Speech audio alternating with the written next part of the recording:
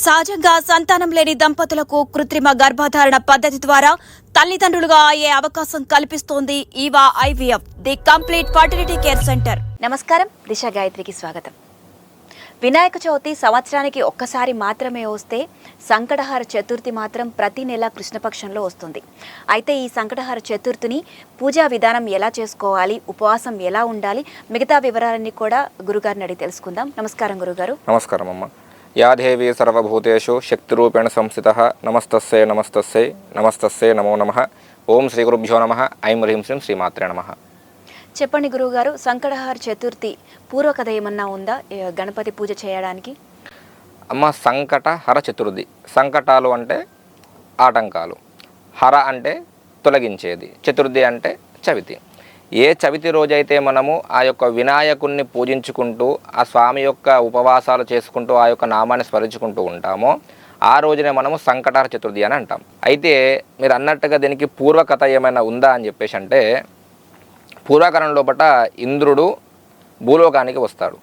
భూలోకానికి వచ్చేసి ఒక ఋషిని కలిసి, వినాయకుడి యొక్క పరమభక్తుడు ఆ ఋషిని కలిసి తిరిగి వెళ్తూ ఉంటాడు, స్వర్గానికి వెళ్తూ ఉంటాడు. వెళ్ళే సమయం లోపల గర్సేన్ అనే యొక్క రాజ్యం, ఆ యొక్క రాజ్యం దగ్గరికి రాగానే ఆ రాజ్యం దాటే సమయం లోపల ఆ రాజ్యంలో ఒక పాపాత్ముడు ఉంటాడు. సకల పాపాలు చేసిన ఒక పాపాత్ముడు ఉంటాడు. ఆ పాపాత్ముడు ఏం చేస్తారంటే ఆ యొక్క విమానాన్ని చూసి, అబ్బా ఎంత బాగుంది విమానము అని చెప్పేసి అనుకుంటాడు. అనుకునేసరికి ఏమవుతుందంటే ఆ విమానం పైన దృష్టి పడుతుంది. మన భాషలో దిష్టి అంటాం దాన్ని, కానీ దాన్ని దృష్టి అని అంటాం. దృష్టి పడగానే ఆ విమానం ఏమవుతుందంటే అక్కడే కుప్పగూలిపోతుంది, కింద పడిపోతుంది. కింద పడగానే ఆ యొక్క రాజ్యంలోని రాజు పరుగున వచ్చేస్తాడు. ఎందుకంటే ఇంద్రుడి యొక్క విమానం కదా, ఎలా ఉంటుందంటే దగదగ మెరుచుకుంటూ, స్వర్ణ విమానం కాబట్టి మంచిగా మెరుచుకుంటూ అందంగా అలంకరించబడి ఉంటుంది. ఆ విమానం పడడం చూసిన ఈ యొక్క రాజుగారు వెంటనే ఇంద్రుడి దగ్గరికి వెళ్ళి, ఇంద్రుడు ఇక్కడ ఉన్నాడని చెప్పేసి నమస్కారం చేసుకుంటాడు. ఎందుకంటే ఇంద్రుడు దేవుడు కాబట్టి ఆధారపూర్వకంగా నమస్కారం చేసుకొని, ఆ ఇంద్రదేవ ఏం జరిగింది అనేసరికి, ఇట్లా నా విమానం ఇట్లా వెళ్తుంటే ఇట్లా పడిపోయింది, మీ యొక్క రాజ్యంలో ఒక పాపాత్ముడు, ఒక పాపి దృష్టి అనేది నా విమానం పైన పడడం వల్ల ఆ యొక్క విమానం కిందికి పడిపోయింది అని చెప్పేసి అంటాడు. అన్న తర్వాత ఈ యొక్క రాజుగారు ఏమంటాడంటే, మరి ఎట్లా దేవా, మరి మీరు ఎట్లా వెళ్తారు, మళ్ళీ ఇప్పుడు స్వర్గానికి ఎలా వెళ్తారు, మరి ఏమిటి చెప్పండి అని అంటే, ఈ యొక్క ఇంద్రదేవుడు ఏమంటాడంటే, మరి రాజా, మీ యొక్క రాజ్యములో ఈరోజు పంచమి, ఎప్పుడైతే అది కింద పడ్డదో ఆ రోజు పంచమి అన్నమాట. ఈరోజు పంచమి కదా, ఎవరైతే మీ రాజ్యములో చతుర్దశి నాడు, అంటే సంకటహర చతుర్థి నాడు మనకేంటంటే ఆ యొక్క ఉపవాసం ఉండి చతుర్థి నాడు వాళ్ళు చేసిన పూజ ఫలితాన్ని ఎవరైతే నాకు ఇస్తారో, పుణ్యాన్ని నాకు ఇస్తారో, ఆ పుణ్యము ద్వారా నేను మళ్ళీ నా యొక్క విమానములో ఎక్కి స్వర్గానికి వెళ్ళే అవకాశం అనేది ఉంది అని చెప్తాడు.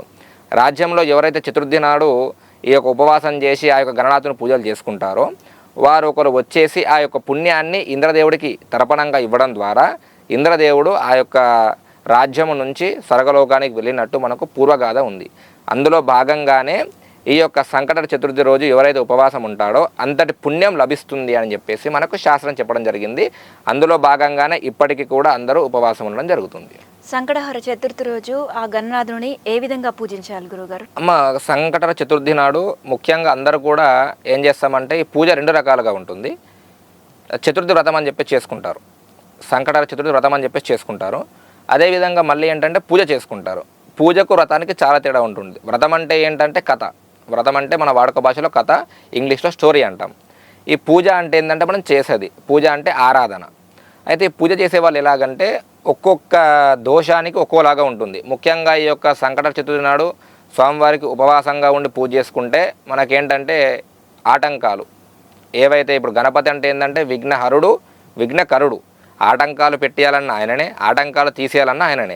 కాబట్టి ఎవరైతే ఈ యొక్క సంకటహర చతుర్థి నాడు ఉపవాసం ఉండి స్వామివారిని ధ్యానించుకుంటూ పొద్దున్న నుంచి సాయంకాలం వరకు ఉపవాసం ఉండి సాయంత్రం చంద్రుణ్ణి లేదా నక్షత్రాలను చూసిన తర్వాత వారు స్వామివారికి, ముఖ్యంగా అందరూ ఏంటంటే ఈ రోజులలో ఏం చేస్తున్నారంటే, బయట ఉద్యోగానికి వెళ్ళేవారు వాళ్ళు కూడా చంద్రుని చూసినాం కదా అని చెప్పి హోటల్లో పోయి గబగబా తినేస్తూ ఉన్నారు. అలా ఎప్పుడు చేయకూడదు. ఆ ఫలితం రావాలంటే ఏం చేయాలంటే, ఖచ్చితంగా స్వామివారికి నైవేద్యం సమర్పించి మొట్టమొదలు ఆ నైవేద్యాన్ని స్వీకరించాలి. ఒక పొద్దు విడుస్తున్నామంటే స్వామివారికి పెట్టిన నైవేద్యాన్ని ముందు స్వీకరించి ఆ తర్వాత వారి యొక్క భోజనం ఏదైతే ఉందో, వారి యొక్క నిత్య దినచర్య ఏదైతే ఉందో ఆ విధంగా దాన్ని పాటించుకోవాలి. ఈ విధంగా చేసుకుంటే మంచి ఫలితాలు వస్తాయి. ఏదైతే మీ పనులు కానీ ఏవైతే ఆగిపోయిన పనులు ఉన్నాయో, తర్వాత చిన్నపిల్లలు ఉంటే విద్య ప్రకారంగా మంచి ఉన్నత స్థాయికి వెళ్ళే అవకాశం అధిక మొత్తంలో ఉంటుంది. సంకటహర చతుర్థి రోజు వినాయకుడికి ఏ నైవేద్యం సమర్పిస్తే మంచిది? అంటే నైవేద్యంలో స్పెషల్స్ ఏమన్నా ఉన్నాయా? అమ్మ, నైవేద్యంలో స్పెషల్స్ ఏమి ఉండవు. కాకపోతే ఏంటంటే ప్రతి భగవంతుడు కూడా ఇష్టమైనది ఏంటంటే స్వీట్.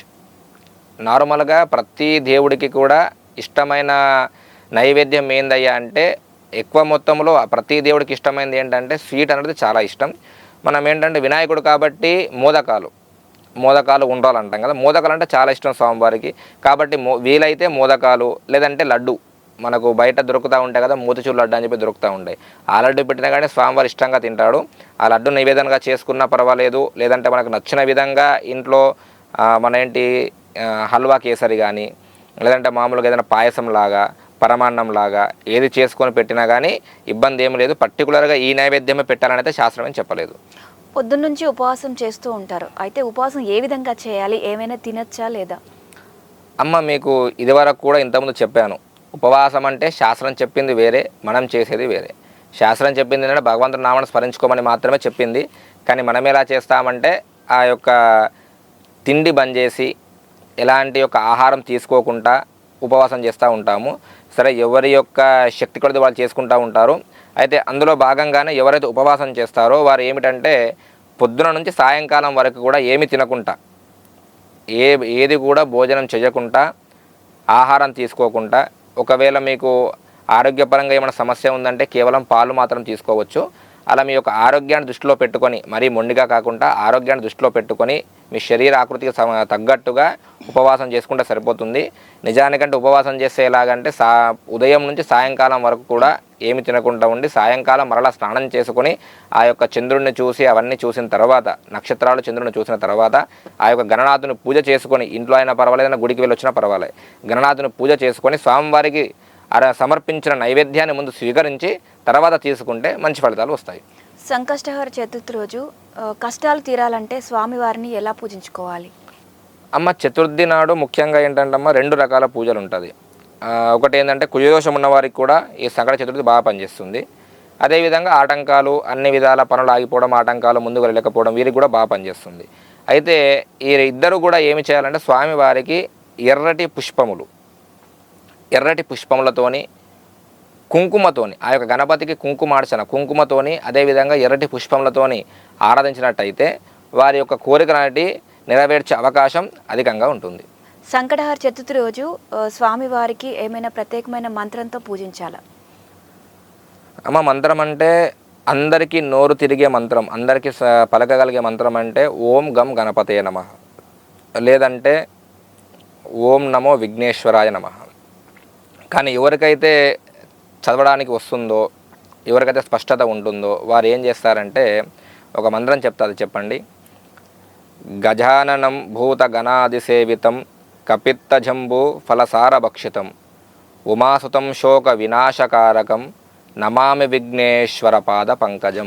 ఈ యొక్క మంత్రాన్ని చెప్పుకుంటూ చేసినట్టయితే ఆ యొక్క స్వామివారి అనుగ్రహం ఖచ్చితంగా మీ పైన కలుగుతుంది.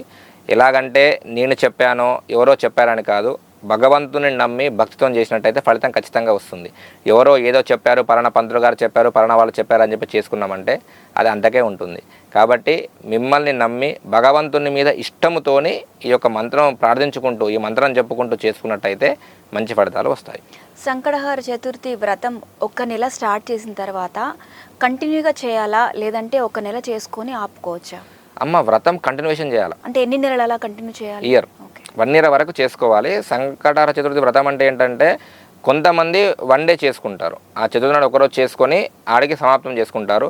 మరికొద్ది మంది ఏం చేస్తారంటే ఒక 11 చతుర్దశులు చేసుకుంటారు. కొంతమంది ఇయర్ మొత్తం కూడా ప్రతి చతుర్దశి నాడు చేసుకుంటూ వచ్చేసి ప్రతి చతుర్థి నాడు కూడా ఆ యొక్క వ్రతాన్ని చేసుకుంటూ వచ్చి మనకు చివరిలో వినాయక చవితి వస్తుంది కదా, వినాయక చవితి నాడు ముగింపిస్తారు. వినాయక చవితి నాడు లక్ష్మీ గణపతి హోమం చేసుకొని స్వామివారికి విశేషంగా అభిషేకము, హోమం అవన్నీ చేసుకొని కూడా ఆడికి ముగింపించుకుంటారు. కాబట్టి వ్రతం అనేది ఈ విధంగానే చేయాలి, ఇన్ని రోజులు చేయాలని ఏమీ లేదు. ఎందుకంటే మనకు శాస్త్రం ఏం చెప్తుందంటే ఎప్పుడైనా కూడా బయట చాలామంది చెప్తున్నారు దాన్ని చేసుకుంటే ఖచ్చితంగా రోజు మొత్తం చేయాలని చెప్తున్నారు. కానీ శాస్త్రం ఏంటంటే మన యొక్క శక్తి ఎంతవరకు ఉంటుందో అంతవరకే చేసుకోవాలి. దాన్ని మించి చేసినామంటే మాత్రం అది మనకి ఇబ్బందికరమే, ఎవరికైనా సరే ఇబ్బందికరం. ఇప్పుడు ఎంతవరకు ఉంటుందో మన శక్తి, మన సామర్థ్యం ఎంతవరకు ఉంటుందో, అది ఆర్థికంగా కావచ్చు, వేరే విధంగా కావచ్చు, దానికి తగ్గట్టుగా చేసుకుంటే దాని యొక్క ఫలితం మనకు వస్తుంది. ఏదో చేస్తే ఏదో అయిపోతుంది అని చెప్పేసి ఏదోలాగా చేద్దామని మన స్తోమతకు మించిపోయామంటే అది భగవంతుడు కూడా మెచ్చడు. కాబట్టి మీ స్తోమత తగ్గట్టుగా, ఎవరి స్తోమతకు తగ్గట్టుగా వారు చేసుకున్నట్టయితే మంచి ఫలితాలు వస్తాయి. అయితే ప్రతి సంవత్సరం వినాయక చవితి రోజు విగ్రహాన్ని తీసుకొచ్చి పూజిస్తాం. మరి సంకటహార చతుర్థి రోజు విగ్రహం అలాగే విగ్రహం తీసుకురావాలా, లేదంటే ఇంట్లో ఉండే ఏదైనా చిన్న ఫోటోకి కూడా వ్రతం చేసుకోవచ్చా? ఆయతమ్మ, మీరు సరైన ప్రశ్న అడిగారు. ఇప్పుడు ఏంటంటమ్మా, వినాయక చవితి వేరు, సంకటహార చతుర్థి వేరు. వినాయక చవితి నాడు ఏంటంటే ఆ యొక్క స్వామివారిని పెట్టుకొని 11 రోజులు పూజించి దానిని ఏం చేస్తామంటే గంగ ఒడికి చేర్చుకుంటాం. ఈ సంకటహార చతుర్థి నాడు ఏం చేస్తామంటే స్వామివారి యొక్క విగ్రహం మన స్తోమతకు తగ్గట్టుగా వెండిది కావచ్చు, బంగారం కావచ్చు, ఇత్తడి కావచ్చు, పంచలోహాలు కావచ్చు, లేదంటే ఇప్పుడు మనకు బయట చాలా దొరుకుతున్నాయి, నవధాన్య గణపతి అని చెప్పేసి అవి చాలా దొరుకుతున్నాయి. అలా ఏ గణపతికైనా సరే ఇంట్లోనే అభిషేకం చేసుకొని పూజ చేసుకొని ఇంట్లోనే పెట్టుకుంటే సరిపోతుంది. ప్రత్యేకించి ఇప్పుడు మనకు పెద్ద గణపతులు చేస్తాం కదా, ప్లాస్టర్ ఆఫ్ ప్యారిస్తోని ఆ విగ్రహాలు తీసుకొచ్చుకొని దాన్ని పూజించి మళ్ళీ మన దాన్ని తీసుకువెళ్ళి నదిలో వేయడము అవన్నీ ఏం అవసరం లేదు. వినాయక చవితి వేరు, అదేవిధంగా ఈ యొక్క సంకటహార చతుర్థి వేరు. అలాగే పంతులు గారు, సంకష్టహార చతుర్థి రోజు స్వామివారికి ముడుపు ఏ విధంగా కట్టుకోవాలి? అమ్మ, స్వామివారికి ముడుపు అంటే, ముడుపు అనేది మనం ఎప్పుడైనా సరే ఎర్ర బట్టలో కట్టుకుంటాము. ముందుగా స్వామివారి యొక్క పూజ మొత్తం అయిన తర్వాత మంచిగా కూర్చొని ఒక ఎర్ర బట్ట తీసుకొని దాన్ని మంచిగా పరుచుకొని అందులోపట స్వస్తిక్, ఆ స్వస్తిక్ కూడా ఖచ్చితంగా స్వస్తిక్ వేసిన తర్వాత 4 డబ్బాలలో 4 చుక్కలు పెట్టి ఇక్కడ 2 గీతలు, అంటే కుడి పక్కన 2 గీతలు, ఎడమ పక్కన 2 గీతలు గీస్తేనే స్వస్తిక్ అనేది సంపూర్ణమవుతుంది. ఆ గీతలు గీయకుండా విడిచిపెట్టామంటే స్వస్తిక్కి అర్థం అనేది ఉండదు. కాబట్టి ఆ విధంగా వేసుకున్న తర్వాత అందులో కొద్ది కుంకుమ వేసి ఒక కొబ్బరికాయ పెట్టి దానిపైన ఒకవేళ మనకు కాయిన్స్, రూపాయి కాయిన్స్ కానీ 2 రూపాయల కాయిన్స్ కానీ ఒక కాయిన్ పెట్టేసి ఎర్ర పువ్వులు పెట్టి మళ్ళీ ఆ కొబ్బరికాయ పైన మళ్ళీ కొద్దిగా పసుపు కుంకుమ వేసి మన సంకల్పం చెప్పుకొని కొన్ని అక్షంతలు వేసి దానికి ముడి కట్టేసేయాలి. ముడుపులాగా ముడి కట్టేసి స్వామివారి ముందర పెట్టేసేయాలి. ఆ తర్వాత పూజ పూర్తయిన తర్వాత ముడుపుని ఇంట్లోనే ఉంచుకోవాలా మనం రోజు, లేదనంటే ఏదైనా దగ్గరలో ఉన్న నీటిలో వదిలేయమంటారా? అమ్మ, ముడుపు ఏంటంటే కొంతమంది ఏం చేస్తారంటే, అందరూ చేయరు, కొద్దిపాటి మంది ఏం చేస్తారంటే ఆ యొక్క ముడుపును వారి యొక్క పని అయ్యేంత వరకు, అంటే ప్రతి సంకటహార చతుర్థి నాడు కట్టరు. కొంతమంది ఏం చేస్తారంటే ఎప్పటికప్పుడు కట్టేసుకుంటూ నదిలో విడిచిపెట్టడం కానివ్వండి, లేదంటే ఉదయం లేవగానే దానిని ఏంటంటే ఆ కొబ్బరికాయ తీసుకొని ఒక దేవాలయంలో కొట్టడం కానివ్వండి, కొట్టి దాన్ని స్వామివారికి నివేదనగా పెట్టడం కానివ్వండి చేస్తూ ఉంటారు. అయితే కొద్దిపాటి మంది ఏం చేస్తారంటే ఆ యొక్క ముడుపును తీసుకువెళ్ళి నదిలో విడిచిపెడతా ఉంటారు. కానీ కొద్దిపాటి మంది ఏం చేస్తారంటే అందులో కూడా ఆ ముడుపును అలాగే తీసుకొని ముఖద్వారానికి కట్టుకుంటారు. ఎలాంటి దిష్టి అనేది వాళ్ళకు తాకకుండా ముఖద్వారానికి కట్టుకోవడం జరుగుతుంది. కాబట్టి ఏంటంటే ఎవరి ప్రాంతాచారాన్ని బట్టి వాళ్ళు చేసుకోవచ్చు. కానీ అయినంత మట్టుకు ముడుపు అనేది ఎందుకు కడతామంటే ప్రతీ నెల ముడుపు కట్టుకుంటే బాగోదు. ముడుపు అంటే ఏంటంటే మనం కోరుకున్న కోరిక నెరవేరితే ఆ ముడుపు చెల్లించుకుంటామని చెప్పేదే ముడుపు. ఆ ముడుపు కట్టడం వల్ల ఏమవుతుందంటే భగవంతునికి మనం ఏం చేస్తామంటే ఈ ముడుపుని కడుతున్నాం స్వామి, నా కోరిక నెరవేరితే ఇది తీసుకొచ్చి నీకు సమర్పణ చేసుకుంటాము. ఇప్పుడు మనకి ఏంటంటే కాణిపాకం కానివ్వండి, లేకపోతే శ్రీశైలంలో సాక్షి గణపతి కానివ్వండి, లేదంటే ఇక్కడ మన రుద్రవరం దగ్గర గణేష్ గడ్డలో గణపతి కానివ్వండి, ఇలా ఈ యొక్క ఇష్టమైన దేవాలయం దగ్గర నమస్కారం చేసుకొని ఆ దేవుడి పేరు తలుచుకొని అక్కడికి వచ్చి ముడుపు చెల్లించుకుంటామని చెప్తూ ఉంటారు. అలా చేసుకోవడం ఏంటంటే ఒక్కసారి ముడుపు కట్టి మన కోరిక నెరవేరిన తర్వాత దాన్ని తీసుకువెళ్ళి స్వామివారికి సమర్పించుకుంటే సరిపోతుంది. అంతేకాని ప్రతీ నెల కూడా ముడిపి కట్టేసుకుంటూ ప్రతి సంకట చదివిన ముడుపు కట్టేసుకుంటూ దాన్ని తీసుకొని నదిలో వేసుకుంటూ వెళ్ళామనుకోనండి, ఏమవుతుందంటే నది మొత్తం కూడా కలుషితం అయిపోతుంది తప్ప దానివల్ల ఎలాంటి ఉపయోగం ఉండదు. ముడుపు కట్టిన వాళ్ళు ఖచ్చితంగా ఏంటంటే ఒకటి కొట్టాల, ఆ కొబ్బరికాయను తీసుకువెళ్ళి స్వామివారి ముందర కొట్టాల. రెండవది ఏంటంటే దగ్గరలో ఉన్న దేవాలయాన్ని తీసుకువెళ్ళి అక్కడ కొట్టేసేయాలి. మూడవది ఏంటి, గుంబాన్ని కట్టుకోవాలి. లేదు అంటే లాస్ట్కు చివరిది ఏంటంటే పవిత్రమైన హోమగుండాన్ని తయారు చేసుకొని దాన్ని తీసుకెళ్ళి హోమంలో వేయాలి. ఒకవేళ హోమగుండం చేసుకోలేని పంతులు గారు మేము అని అనుకుంటే ఏం చేయాలంటే మనకు సాయిబాబా గుళ్ళలో దునియా అని చెప్పేసి ఉంటుంది. సాయిబాబా గుళ్ళలో ఉంటుంది, కొన్ని వేరే గుళ్ళల్లో కూడా నిత్య హోమాలు నడుస్తూ ఉంటాయి. అలా నడిచేటప్పుడు ఆ ముడుపును తీసుకువెళ్ళి మీ సంకల్పం చెప్పుకొని ఆ హోమంలో సమర్పణ చేసుకుంటే సరిపోతుంది. అంతేగాని నేను ప్రతి నెల కూడా ఈ యొక్క ముడుపును కట్టుకొని దీన్ని తీసుకువెళ్ళి నదిలో పడేస్తానంటే ఆ నది మొత్తం కూడా కలుషితం అయిపోతూ ఉంటుంది. ఎలాగంటే మన ఆలోచన ఎట్లా ఉండాలంటే, నేను ఇవాళ పొద్దున్న ఒక వీడియో చూశాను. మన హైందవ ధర్మం ఏం చెప్తానంటే ఒక నదిని ఒక దేవతలాగా చూస్తాం మనం. ఒక నదిని ఎలా చూస్తామంటే మనం ప్రతి ఒక్క నదిని కూడా ఒక దేవతల గంగమ్మ తల్లి అని పూజించుకుంటూ ఉంటాం. ఫారిన్ కంట్రీలో నదిని ఎలా చూస్తారు, నదిలాగానే చూస్తారు. వేరే కంట్రీస్లో నదిలాగానే చూస్తారు. ఇవాళ పొద్దున మా ఫ్రెండ్ నాకు ఒకటి ఫార్వర్డ్ చేశాడు, ఒక రీల్ వస్తే ఫార్వర్డ్ చేశాడు పిక్చర్ అనేది. మన దేశంలో దేవునిలాగా పూజించే నదిలో పువ్వులు, ఆకులు, చెత్త, చెదారం అన్నీ ఉన్నాయి. మొత్తం కూడా దరిద్రంగా ఉంది నది మొత్తం కూడా. కానీ ఇతర దేశాలలో నదిని నదిలాగానే చూస్తారు, వాళ్ళ దేవునిలాగా నదిలాగానే చూస్తారు. కానీ వాళ్ళ దేశంలో ఉన్న నీళ్లు నీట్ అండ్ క్లీన్గా ఉన్నాయి. ఆ నదులు అనేవి ఏవైతే ఉన్నాయో నీట్ అండ్ క్లీన్గా ఉన్నాయి. కాబట్టి మనం కూడా ఏంటంటే ప్రతి తీసుకొని చెల్లరా పడేస్తా, ప్రతి తీసుకొని నదిలో పడేస్తా అంటే నది మొత్తం కలుషితం అయిపోతుంది. అదేమవుతుందంటే మళ్ళీ దాని తరపున ఏమవుతుందంటే మనకు చిన్నపాటిగా క్రిమి కీటకాలు రావడము, ఆరోగ్యాలు ఖరాబ్ కావడం, ఇవన్నీ కూడా జరుగుతూ ఉంటాయి. దీనికి మొత్తం కారణం ఏంటంటే ప్రతి తీసుకొని నదిలో వేయాలని చెప్పేసి ఒక నమ్మకం ఉంది జనాలలో.